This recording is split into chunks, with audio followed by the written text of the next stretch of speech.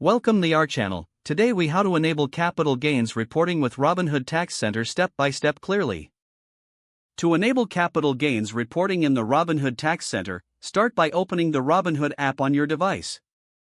Log in to your account using your credentials. Next, navigate to the account icon located in the bottom right corner of the screen.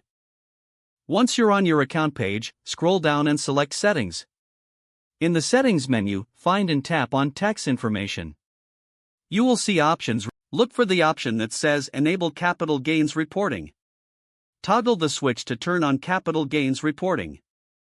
After enabling this feature, you might be prompted to confirm your choice. Once confirmed, the app will update your tax information accordingly. Return to the Tax Information section to review all enabled settings. Make sure that your personal information is accurate and up to date. You may also want to explore additional tax options available in the Tax Center. Keep an eye out for any notifications regarding tax documents as the tax season approaches. Your capital gains reporting will now be accessible for your records during tax time. If the page does not load, refresh the browser or try again in a private or incognito window. Make sure you are using the correct email address, then retype it carefully to avoid small typos. If your password is not accepted, use the reset option and create a new strong password you can remember. Check your spam folder for verification or security emails, then complete any requested confirmation steps.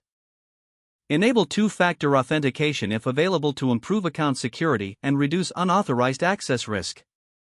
After signing in, review your profile details so your contact information and settings are accurate and current.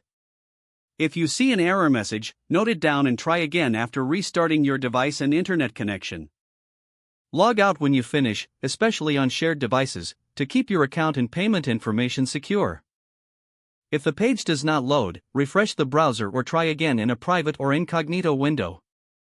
Make sure you are using the correct email address, then retype it carefully to avoid small typos. If your password is not accepted, use the reset option and create a new strong password you can remember. Check your spam folder for verification or security emails, then complete any requested confirmation steps.